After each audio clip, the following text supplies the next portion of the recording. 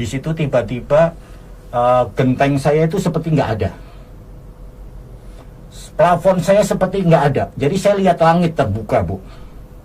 Bukan saja langit terbuka, tapi genteng terbuka, genteng gitu loh. Semua, ya? Nah, di situ saya melihat ada bintang-bintang, saya melihat awan-awan.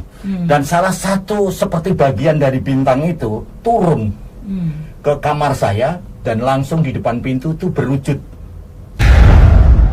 muntah darah. Dan dia bilang, ampuni saya ngaku kalah. Saya sudah kalah, ampuni saya. Saya bilang dalam nama Tuhan Yesus, saya ampuni Bapak. Saya tanya dia, Bu, siapa yang Bapak lawan? Ya. Kamu tadi dilindungi sama kaca. Padahal saya nggak pernah ke toko bangunan beli kaca, Bu. Kamu tadi dilindungi sama kaca. Saya tanya siapa yang Bapak serang? Kamu tadi hilang. Loh, kok bisa hilang? Saya tetap di sini kok. Ya. Kamu digantikan seseorang. Siapa orangnya? Orangnya tinggi besar, pakai jubah putih.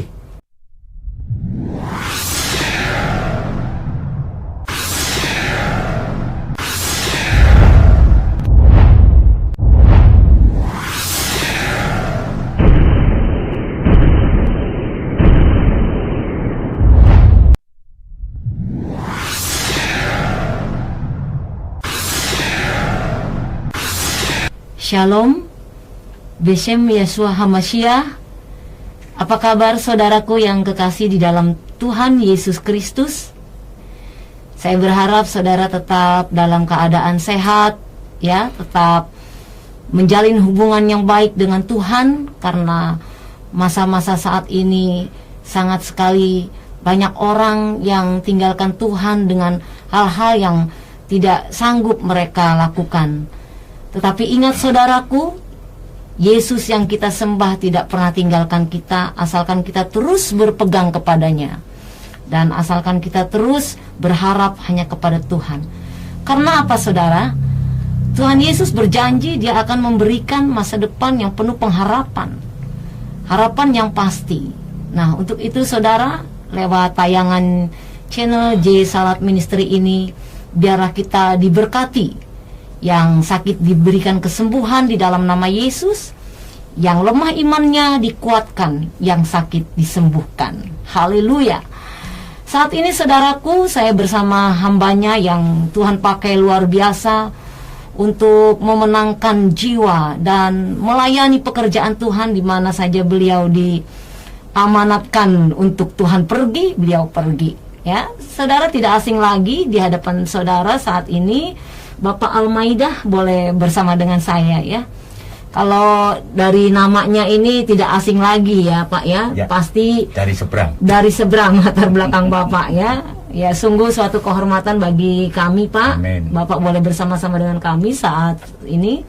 Dan sudilah kiranya Bapak memberikan kesaksian, ya, supaya semua orang yang melihat tayangan ini diberkati dan semakin cinta Tuhan Yesus, ya.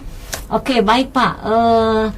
Apa kabar Pak Maidah? Luar biasa. Luar karena biasa. Kita di dalam Tuhan selalu luar biasa. Yes. Tuhan berkata di dalam Mazmur 60 ayat 14, bersama Allah kita akan melakukan perbuatan-perbuatan yang gagah perkasa, sebab Amin. Dia sendiri yang akan menginjak lawan-lawan Amin, kita. amin. Di dalam Yesus kita selalu luar biasa. Iya. Kalau kita nggak luar biasa, berarti kita masih di luar Yesus. Iya. Benar sekali Pak, ya. Ngomong-ngomong gini Pak, Bapak ini berasal dari daerah mana Pak sukunya? Saya berasal dari Solo. Dari Solo. Oh, pantesan Bapak pakai blangkon, ya. Ya. Saya ini kebetulan memang dari kecil nama saya Almaida. Itu diambil dari Quran surat 5, itu Almaida artinya hidangan. Atau sajian, aneka hidangan. Jadi artinya kalau ada saya selalu kenyang. Kenapa? Saya membawa hidangan. Bawaannya hidangan lapar, dari ya? Tuhan. Tuhan berkata waktu dicobai di padang gurun itu, manusia hidup bukan dari roti saja, tapi dari setiap firman yang keluar dari mulut Tuhan. Jadi itulah hidangan, Bu.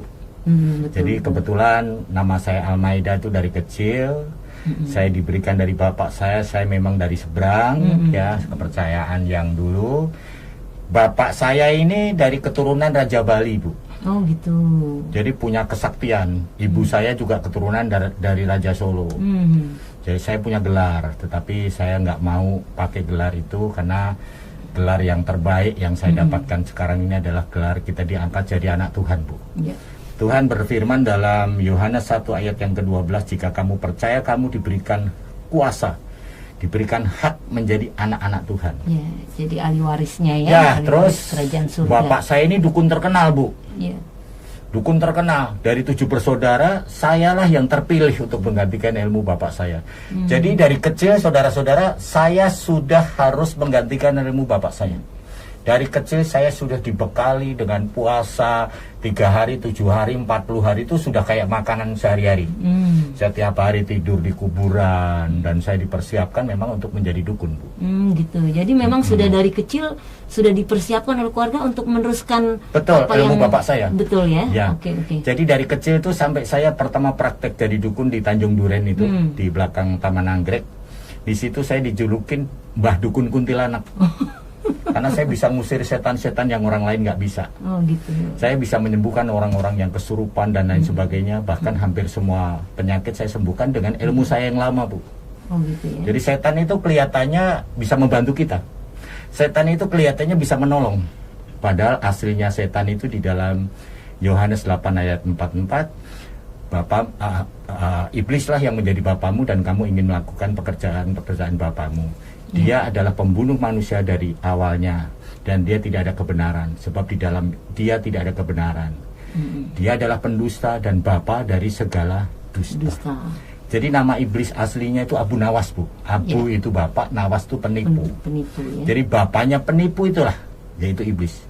Dan saya waktu saya bertapa di beberapa gunung di Baduy, saya sempat diangkat jadi anak Raja Jin, Bu. Jadi Bapak Jin saya bilang, kamu kalau ada apa-apa nanti saya yang akan menyerang orang-orang yang melawan kamu, gitu. Jadi akhirnya saya sombong dulu, Bu. Saya sombong. Saya mau tanya, kok Bapak ada kecenderungan mau gitu untuk meneruskan ilmu itu atau perdukunan itu, Pak? Apa yang memotivasi Bapak akhirnya meraih itu gitu? Saya sebenarnya bukan mau, bukan keinginan. Saya tanya, Bu, kenapa nggak kakak saya yang pertama, kakak saya kedua, kakak saya ketiga, kenapa nggak adik saya? Iya. Mereka nggak punya tempat, gitu. Oh, gitu. Jadi percuma mereka saya kasih, mereka nggak punya tempat. Kamu yang punya tempat, kamu yang berhak, kamu yang bisa menggantikan ilmu Bapak. Jadi akhirnya mau tidak mau, semua ilmu itu saya yang harus menguasai. Dari kecil saya sudah ditiupin di telinga, di umbun-umbun. Saya sudah dibekali banyak ilmu yang harus saya hafalkan, Bu. Baik ilmu dari bapak saya, dari leluhur saya, dan dari agama-agama lain. Dan saya belajar lagi, Bu, di Baduy, di Cirebon, di Cikupa. Saya belajar di tempat-tempat yang lain. Untuk memperdalam ilmu itu ya? Saya nggak merasa puas, Bu. Saya ingin menjadi orang yang hebat. Gitu. Itu kira-kira berapa tahun itu Bapak menggeluti ke ilmu kedukunan itu gitu ya, kuasa gelap itu tuh berapa lama prosesnya Bapak lama, alami? Bu, sangat lama. Jadi dari mulai 0 sampai saya SMP SMA itu saya sudah gunakan, Bu. Nah, disitulah saya mendapatkan banyak ilmu. Itu semakin saya nggak ada ketenangan, nggak ada damai, karena setiap hari saya harus berantem. Saya apalagi saya dan 2 taekwondo, Bu. Saya dulu atlet taekwondo, saya juri, saya wasit, saya beberapa bela diri juga saya pelajari. Jadi komplit ya, komplit, ilmu itu. Jadi dari luar ada, dari dalam ada. Itu yang membuat saya ini sebenarnya sulit untuk menerima Yesus sebagai Tuhan dan Juru Selamat pribadi, Bu. Karena ilmu-ilmu yang saya dapatkan dulu tuh seperti benar-benar bisa membantu, bisa menolong saya dalam segala hal. Tetapi yang saya sangat aneh yaitu tidak ada damai, tidak ada ketenangan itu. Padahal Bapak ada semua ya. Ada mungkin semua, Bu. Bisa melet orang ya. Sampai bisa... pacar saya 29, Bu. Wah. Pacar saya 29 itu manusia semua. Istri saya yang ke-30 malah, Bu. Itu bukan hasil pelet. Jadi setiap orang yang saya guna-gunain, yang saya mantra-mantrain itu kena. Tapi satu hal, Bu. Setiap saya sengaja mau melet orang Kristen, mau guna-gunain orang Kristen, itu nggak ada yang kena. Kan saya bingung, Bu, ada apa di dalam kekristenan? Nah, ternyata saya pinjam Alkitab dari teman itu, di situ di Bilangan 23 ayat 23, kamu ini adalah keturunan Yakub, keturunan Israel. Kamu adalah keturunan Israel yang sudah dibaharui. Dan di dalam Tuhan Yesus, orang yang percaya Tuhan Yesus sungguh-sungguh tidak akan mempan oleh guna-guna, santet, mantra, dan semua serangan iblis. Kenapa, Bu? Karena alasan yang pertama, Tuhan berkata dalam 1 Yohanes 4 ayat 4, kamu berasal dari Allah, anak-anakku, dan kamu telah mengalahkan nabi-nabi palsu itu, sebab roh Allah yang di dalam kamu lebih besar dari roh apapun yang ada di dalam dunia. Apalagi Keluaran 14 ayat 14, aku akan berperang untuk kamu dan kamu tinggal diam saja. Yang ketiga ini, Mazmur 60 ayat 14, bersama Allah kita akan lakukan perbuatan yang gagah perkasa. Yang keempat, Lukas 10 ayat 19, sesungguhnya aku sudah memberi kuasa kepadamu untuk menginjak ular, menginjak kalajengking, dan kuasa menahan kekuatan musuh sehingga tidak ada yang membahayakan kamu. Jadi Tuhan sudah memberi kuasa. Kenapa Tuhan memberi kuasa? Karena Tuhan Yesus itu ternyata dalam Matius 28 ayat 18, Yesus mendekati mereka dan berkata, kepadaku sudah diberi kuasa di surga dan di bumi. Karena Yesus diberi kuasa karena kita anaknya, Bu. Otomatis kita punya kuasa. Apalagi tadi di awal saya bilang bahwa kita ini anak Tuhan. Kalau kita anak Tuhan, Tuhan berkata di dalam 1 Timotius 4 ayat yang ke-13 dikatakan di situ bahwa Galatia 6 ayat 17, selanjutnya jangan ada yang menyusahkan aku, karena pada tubuhku ada tanda-tanda sebagai milik Yesus. Pada tubuhku ada tanda-tanda milik Yesus, ada DNA-nya Yesus, Bu. Tandanya apa? Markus 16, 17, 18 ini, tanda-tanda ini akan menyertai setiap orang-orang yang percaya. Yang pertama, tanda pertama adalah mereka bisa mengusir setan-setan demi namaku. Yang kedua ini tandanya mereka akan mengenakan bahasa-bahasa baru, bahasa lidah. Yang ketiga ini mereka akan memegang ular. Ular itu iblis, Bu. Sehingga iblis tidak ada lagi kuasanya. Yang keempat ini diberikan kuasa minum racun maut dan tidak kena celaka. Dan yang kelima ini kita akan tumpang tangan orang sakit dan orang itu akan sembuh. Sehingga kalau kita ini anak, makanya Ratapan 3 ayat 40, marilah kita selidiki dan periksa hidup kita dan berpaling kepada Tuhan. Apa yang kita selidiki? Apa benar kita anak Tuhan? Dan kalau kita anak Tuhan, apakah benar di dalam kita sudah ada DNA-nya Tuhan gitu, Bu? Iya. Oke, Pak. Di momen apa pada saat Bapak istilahnya sudah lelah ya mencari kebenaran, ya kan? Bapak dulu hidup di dalam kuasa gelap, bahkan melakukannya setiap hari sampai saya dengar Bapak bisa duduk di sini, tapi tahu-tahu pindah ke Surabaya gitu, sebegitu tingginya ilmu Bapak ya. Betul, bisa rogoh sukmo. Nah, itu dia. Tetapi apa yang membuat Bapak kok saya sepertinya sudah punya kelebihan yang luar biasa, tapi kok saya hidup seperti ini gitu? Dan ada nggak terpikir Bapak waktu itu, nanti saya kalau mati kemana ya gitu? Padahal kalau orang yang punya ilmu tinggi itu istilahnya udah nggak mikirin mati lagi ya kayaknya ya. Betul, udah. Betul. Tapi di titik mana Bapak mungkin saat itu berpikir, sempet nggak nanti saya kalau mati kemana gitu ya? Dan apakah itu yang membuat Pak Almaida akhirnya mencari kebenaran itu?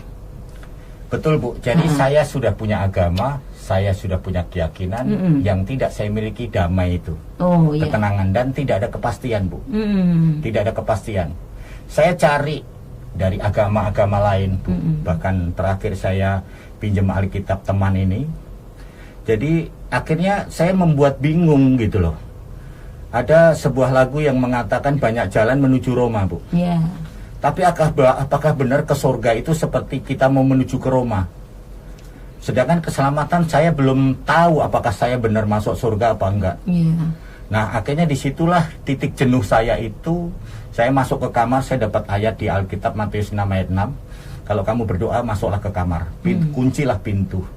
Di situ saya masuk kamar, saya kunci pintu, Bu, dan saya berdoa begini, Tuhan yang mana yang bisa selamatkan saya? Saya pengen ketemu. Tuhan mana yang bisa menyelamatkan saya? Saya mau ketemu. Malam ini juga saya berdoa dari jam 1 sampai hampir jam setengah 3, Bu. Di situ tiba-tiba genteng saya itu seperti nggak ada. Plafon saya seperti nggak ada. Jadi saya lihat langit terbuka, Bu. Bukan saja langit terbuka, tapi genteng terbuka, Genteng gitu lepas loh. semua ya. Nah, di situ saya melihat ada bintang-bintang, saya melihat awan-awan. Dan salah satu seperti bagian dari bintang itu turun ke kamar saya, dan langsung di depan pintu itu berwujud seperti sinar putih. Dan saya lihat mukanya ganteng begitu, Bu. Saya kan nggak tahu siapa dia, Bu. Iya. Saya tanyakan kepada dia, siapa kamu? Apa kamu setan? Apa kamu bapak jin saya yang bisa masuk ke kamar, lubang kunci, lubang angin, hanya setan, hanya jin? Apa kamu jin? Dan dia berkata, anakku, akulah Yesus. Ikutlah aku akan selamatkan kamu. Haleluya. Dan aku akan jadikan kamu sebagai alat bagi kerajaanku. Waktu itu alat saya nggak tahu, Bu, apakah baskom, apakah ember. Ternyata alat itu adalah menjadi hambanya Tuhan. Ya, jadi sarana Tuhan Ya, pakai. jadi akhirnya Tuhan berkata, sebelum dia peluk saya, sebelum aku jadikan dunia ini, aku sudah memilih kamu. Aku sudah menguduskan kamu. Di situ memori saya terbuka, Bu. Dari kecil saya nggak suka ngerokok. Ya. Saya nggak suka judi. Saya nggak pernah mau namanya minum-minuman, Bu. Saya terbuka memori saya di situ.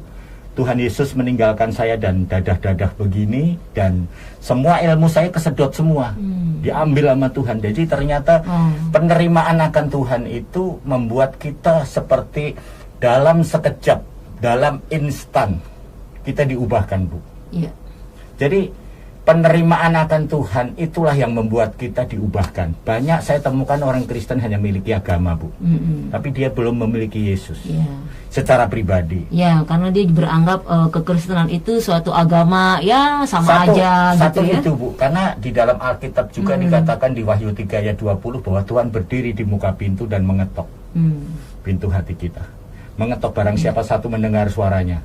Kedua, membukakan pintu. Ketiga, mempersilahkan dia masuk. Dia akan masuk. Dia akan tinggal dan makan bersama kita. Jadi Tuhan ingin kita buka hati dan mengundang, mari masuk, masuk hatiku, ya Yesus. Di situ saat kita mengundang Yesus masuk, Yohanes 15 ayat yang kelima, akulah pokok anggur dan kamulah ranting-rantingnya. Hiduplah di dalam aku dan aku di dalam kamu, maka kamu akan berbuah banyak. Sebab di luar aku kamu tidak dapat berbuat apa-apa. Ini, Bu, yang membuat saya timbul pertanyaan. Di luar aku kamu tidak mendapatkan apa-apa, tidak bisa berbuat apa-apa. Apalagi Yohanes 14 ayat 6, Bu, akulah jalan, kebenaran, dan hidup. Tidak ada seorang pun yang sampai kepada Bapa kalau tidak melalui aku. Apalagi Yohanes 4 ayat 12, di kolong langit ini tidak ada nama, ya, tidak ada satu nama pun yang diberikan kepada manusia sehingga kita boleh selamat, tapi hanya di dalam Dia, dalam Yesus kita boleh keselamatan. Iya, benar. Karena di Roma 10:9 dan 10, barang siapa mengaku dengan mulut Yesus Kristus adalah Tuhan dan percaya dengan segenap hatinya bahwa Bapa telah membangkitkan Dia dari antara orang mati, maka dia akan diselamatkan. Dan perlu kita ingat, Bu, keselamatan di dalam Tuhan Yesus itu, di dalam kekristenan adalah pasti. Ya, tidak semoga. Jadi, ya. tidak ada semoga. Betul. Ya, tapi pasti. Jadi di dalam Yohanes 10 ayat yang ke-28, dan aku memberikan hidup kekal kepada mereka dan mereka pasti akan diselamatkan. Pasti, Amin. Bu. Yes. Bahkan Roma 5, 9, 10 pasti. Jadi Tuhan selalu membawa kepastian. Kenapa pasti? Karena Dialah yang punya surga, Bu. Ya. Nah, setelah Bapak mengalami perjumpaan pribadi dengan Tuhan, Bapak dilawat oleh Tuhan, apakah seketika itu Bapak ambil suatu keputusan untuk ikut Tuhan Yesus, atau mungkin Bapak masih berpikir-pikir lagi ini benar apa enggak ya, atau nanti kalau saya ikut Yesus, saya kan udah nggak punya ilmu juga hilang tadi ya langsung ya. Jimat saya juga saya buang semua, Bu. Oh, jimat juga semua dibuang ya. Jadi Iya. Bapak saya udah nggak punya apa-apa lagi nih ya. Nah, sempat terpikir nggak nanti kalau gue ikut Yesus nih, dengan apa lagi ya gue bisa melawannya gitu ya? Kan kekuatan secara luar Bapak udah nggak punya lagi punya. ya kan? Nah, sempat meragukan nggak akan kuasa Tuhan Yesus? Lama, Bu. Saya lama untuk timbul keraguan itu karena gini, saya di Malayaki 3 ayat 10 yang B, Bu. Setelah kita bayar perpuluhan, ujilah aku. Jadi Tuhan itu minta diuji, Bu. Nah, saya uji, Bu. Iya. Saya ujian pertama, saya pengen punya rumah sederhana. Tuhan kasih rumah tingkat, Bu. Rumah tingkat loh, Bu. Bukan sederhana lagi. Bukan sederhana lagi. Dan saya pengen menikah dengan pesta besar dan diberikan pesta besar nama Tuhan itu sampai pestanya sehari semalam. Itu di Solo, Bu. Dan yang lucu lagi, setelah saya minta anak, doa saya hanya singkat. Karena saya Matius 7 ayat 7 kan berdoa nggak boleh bertele-tele. Jadi saya singkat aja. Tuhan, saya pengen anak laki-laki Tuhan. Saya dikasih anak laki-laki tapi yang cacat, Bu. Dari lahir itu panas step, panas step, panas step. Jadi kayak lagu, step by step. Saya berdoa terus karena Lukas 18 ayat yang ke-1, berdoalah dengan tidak jemu-jemu, dengan terus-menerus. Saya berdoa. Tetapi 8 bulan itu saya berdoa bukan anak saya sembuh, anak saya mati, Bu. Oh, itu anak yang saya nomor meninggal. berapa itu? Yang nomor 2. Anak saya mati. Di dalam kematian anak saya itu saya nangis dan ibu saya datang. Kenapa kamu nangis? Ya gimana, Bu, ini anak saya begini. Itu nggak mati, mati suri. Ambil air termos, taruh baskom, dijeburin dan bukannya bangun malah melepuh. Nah, istri saya kerja di rumah sakit, pencet beberapa urat nadi dan katakan, Pak, anak kita sudah nggak ada. Berarti benar-benar meninggal. Dan ternyata di dalam Tuhan itu tidak pernah ada namanya jalan buntu, Bu. Ada sebuah lagu yang mengatakan, saat tiada jalan, hadapi persoalan, Yesus ada di sana dan memberiku jawaban. Ternyata Yesus itu jawaban. Amin, amin. Yes. Dan Tuhan berkata di dalam Yohanes 10 ayat 9, akulah pintu. Jadi Tuhan itu pintu, Bu. Saat tiada jalan, dia buka jalan. Akulah pintu, barang siapa masuk melalui aku, dia akan selamat dan dia akan keluar dan masuk dan menemukan padang rumput. Yang pertama selamat, Bu. Yang kedua kita memiliki padang rumput. Apa itu padang rumput? Berkat yang berkelimpahan. Amin. Kenapa kok Tuhan memberikan berkat? Ya karena Yohanes 10 ayat yang ke-10b, aku datang untuk memberi hidup dan memberinya di dalam segala kelimpahan. Bahkan di dalam di dalam Filipi 4 ayat 19, Allahku akan memenuhi semua kebutuhanmu menurut kekayaan dan kemuliaannya di dalam Kristus Yesus. Dan di dalam 2 Korintus 8 ayat 9, aku yang kaya menjadikan diriku miskin karena kamu, supaya kamu yang miskin aku jadikan kaya. Bahkan Ulangan 15 ayat yang ke-2, tidak ada orang miskin di antaramu. Nah, bahkan Matius 6 ayat 8, Bu, jangan kamu seperti mereka. Sebab sebelum kamu meminta segala sesuatu kepada Bapamu, Bapamu sudah mengetahui apa yang kau butuhkan. Jadi saat saya terima Yesus, saya uji, Bu. Dan saya pernah ujian saya yang ketiga, Bu. Saya mau dibunuh orang nomor 1. Orang nomor 1 itu gurunya kakak saya. Dia mau bunuh saya tapi nggak datang-datang, saya paranin, Bu. Di Bekasi sana saya tanya, apa benar Bapak ini merasa menjadi orang nomor 1 di dunia? Oh iya, saya ini orang nomor 1 di dunia. Pak, kok Bapak begitu yakin bahwa Bapak orang nomor 1? Oh iya.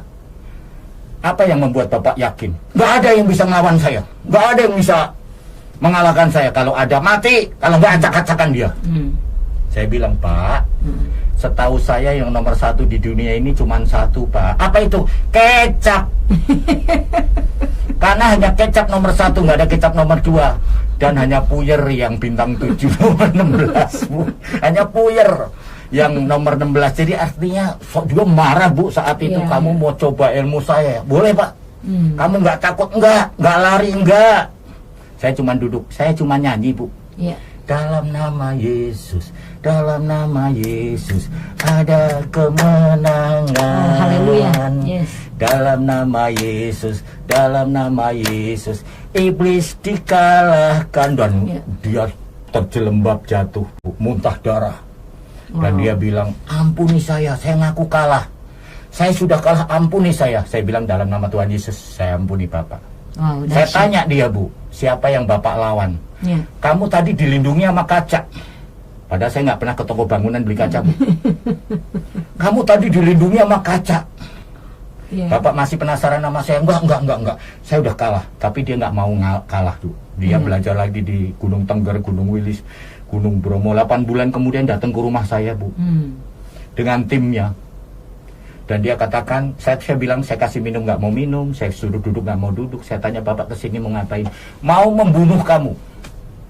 Dulu kamu bisa mengalahkan saya, sekarang kamu harus mati di tangan saya. Saya bilang, selama Bapak belajar di dunia ini, Bapak tidak akan bisa mengalahkan Tuhan saya. Bapak belajar di mana lagi? Gunung Tengger, Gunung Bromo, gunung ini. Saya bilang ada satu gunung lagi yang Bapak harus pelajari. Apa itu? Gunung Agung. Kok Gunung Agung? Toko buku Gunung Agung. Saya bilang gitu. Tinggal Bapak pencet lip, Bapak sampai dan banyak buku. Di situ Bapak akan pinter. Marah, Bu. Saya dikepung, kamu harus mati. Sekarang saya siap mati, Pak. Loh, kenapa kamu siap mati? Kenapa nggak takut mati? Firman Tuhan, Pak, di dalam Alkitab Filipi 1:21, bagiku hidup adalah Kristus, mati adalah keuntungan. Jadi mati itu untung. Kenapa? Kristen itu kalau mati berarti dia pertama hidup, dia memulai hidup yang baru bersama Tuhan. Yeah. Jadi nggak ada istilah Kristen mati, istilahnya kematian akhir, nggak ada, Bu. Merem mata di dunia, kita melek mata di surga. Jadi akhirnya begitu dia serang saya, jatuh, dan dia akhirnya ampuni saya ngaku kalah, muntah darah, Bu, di ruang tamu saya. Saya tanya, siapa yang Bapak serang? Kamu tadi hilang. Loh, kok bisa hilang? Saya tetap di sini kok. Kamu digantikan seseorang. Siapa orangnya? Orangnya tinggi besar, pakai jubah putih. Dia cuman begini, tapi secepat serangan saya, masih cepat itu panah api keluar dari tangan orang itu. Saya tanya, itu wajahnya seperti apa? Seperti matahari silau, saya nggak bisa lihat. Itulah Tuhan saya. Wow, dahsyat ya saudara ya. Yesus nama di atas segala nama. Number one. Betul. Setiap lutut akan bertelut, setiap lidah akan mengaku. Ya. Yesuslah Tuhan. Di bumi, di surga semua akan mengagungkan nama Yesus, karena Yesus nama di atas segala nama. Dan tidak ada, Bu, tidak ada kekuatan di atas Yesus. Yes. Di atas langit ada langit, tetapi di atas Tuhan Yesus itu tidak ada kekuatan. Makanya Tuhan berkata di Keluaran 14 ayat 14, aku akan berperang untuk kamu dan kamu tinggal diam saja. Apalagi Yesaya 64, Pak, Bu. Yesaya 46 ayat yang keempat. Aku ini Tuhan Allahmu, sampai putih rambutmu aku memegang tanganmu. Menggendong, ya. Aku menggendong kamu untuk memberimu kemenangan. Jadi Tuhan yang menggendong kita, Bu. Amin. Kalau Tuhan yang menggendong kita ini seperti semut, tapi di atas punggungnya gajah, Bu. Sehingga yang muncul itu kekuatan gajah tadi, kekuatan Tuhan. Kita itu tertutupi, kita dilindungi oleh Tuhan. Jadi sebanyak-banyaknya musuh menyerang kita, masih banyak itu tentara-tentara Tuhan, malaikat Tuhan yang melindungi kita. Karena apa, Bu? Tuhan yang menggendong kita. Tuhan selalu bersama kita. Amin, amin. Wow, luar biasa ya kesaksian Bapak. Saudaraku, setinggi-tingginya bintang di langit, ya. Tidak ada yang mengalahkan kasih Tuhan. Amin. Kasih Tuhan luar biasa, ya, terjadi kepada Pak Almeida yang dulunya memegang kuasa gelap, ya, dukun, tukang santet. Wah, sekarang tidak menyangka menjadi miliknya Tuhan Yesus yang luar biasa. Dan gini, Bu, hati-hati, Bu. Kalau orang, apalagi orang Kristen yang pergi ke dukun, berarti dia sudah siap terima kutuk, Bu. Nah, itu dia, kutuk, Pak. Bu. Karena Yeremia 17 ayat yang kelima itu, terkutuklah orang yang mengandalkan manusia. Dukun itu kan manusia, Bu. Dan mengandalkan kekuatannya sendiri dan yang hatinya menjauh dari Tuhan. Kutuk yang pertama itu kutuk kantong bolong, Bu. Dia tidak akan mengalami berkat. Sepertinya nyari terus tapi bocor terus, ya. Bocor terus, Bu. Karena anggur yang baru harus ditempatkan di wadah yang baru. Kalau enggak bocor terus. Yang kedua, dia percekcokan, Bu. Jadi mulutnya itu bukan pedes lagi tapi pedis. Terus yang berikutnya, dia akan dibuat mati muda. Nanti sisa umurnya menjadi antek-anteknya setan. Dan yang terakhir, Bu, Roma 6 ayat yang kedua 3, upah dosa adalah maut. Kematian yang kekal yang akan kita dapatkan. Neraka, Bu. Ya, Pak Almeida, yang terakhir, sejak Bapak ikut Yesus, terima Yesus, sekarang pelayanan Bapak pastinya kan banyak ya, Pak. Saya lihat Bapak ke daerah-daerah tiap hari, Bu. Ya, apalagi Bapak terus menangani okultisme gitu ya, orang-orang yang kesurupan dan sebagainya gitu. Pak, kalau saya boleh tahu ya, dari pengalaman Bapak pelayanan seperti itu, pernah nggak terjadi serang balik ke Bapak gitu? Karena banyak anak-anak Tuhan juga merasa dirinya sudah punya kekuatan yang datangnya bukan dari Tuhan, dia ambil cari sendiri. Terus dia merasa, gue kan orang Kristen nih, pasti Tuhan ngelindungin gue. Nggak mungkin deh kalau gue nyembuhin orang seperti itu akan terserang sama gue sendiri. Nah, apa yang Bapak bisa bagi pengalaman ini sejak Bapak pelayanan di lapangan menghadapi orang-orang seperti itu ya, kuasa-kuasa kegelapan? Karena banyak juga nih Pak, anak-anak Tuhan yang masih kena ilmu santet. Banyak Bu. Ya, yang masih dalam Banyak. kuasa kegelapan juga ya Pak ya. Banyak Bu, bahkan yang hampir mati, sudah hampir lewat Bu. Tapi setelah kita doakan, mujizat Tuhan terjadi dan dipulihkan Tuhan. Ya. Yang luar biasa. Tentunya ada benteng-benteng yang pasti. Bapak miliki ya, doa yang. Iya, jadi dulu Bu, sebelum saya memakai kuasa dari Roh Kudus, dari Roh Tuhan, saya kan pakai roh-roh yang lain nih. Ya.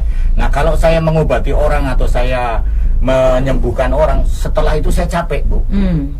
Karena setan itu memakai badan saya. Iya. Sehingga saya capek kayak digebukin gitu Bu. Saya 3 hari, 4 hari, kadang-kadang seminggu saya untuk pemulihan itu. Tetapi karena saya itu mengandalkan kekuatan roh sekarang ini adalah Roh Kudus Bu. Yeah. Jadi Tuhan yang berperang, Yes. yang gantikan kita. Jadi kita sama sekali tidak mengandalkan kekuatan kita. Karena Yeremia 17 ayat yang ke-7, diberkatilah orang yang bersandar kepada Tuhan, yang menaruh harapannya kepada Tuhan.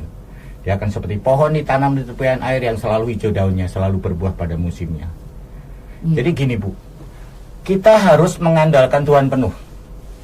Kita harus bersandar kepada Tuhan kepada Tuhan secara penuh. Karena Kisah Rasul 1 ayat yang ke-8, kamu akan menerima kuasa kalau Roh Kudus itu turun ke atas kamu, dan kamu akan menjadi saksiku di Yerusalem, di rumah Yudea, sampai ke Samaria, sampai ke ujung bumi. Kita akan menjadi saksi. Dan kekuatan kita ini bukan kekuatan kita lagi Bu, karena kita sudah menyatu dengan Tuhan. Sehingga Tuhan yang bersama dengan kita. Bahkan saya pernah ditelepon sama anak rohani saya Bu, setelah saya mengobati orang yang kena santet di daerah Kelapa Gading. Jam 2 malam saya ditelepon anak rohani saya yang punya karunia penglihatan. Pak Pendeta Maida, iya.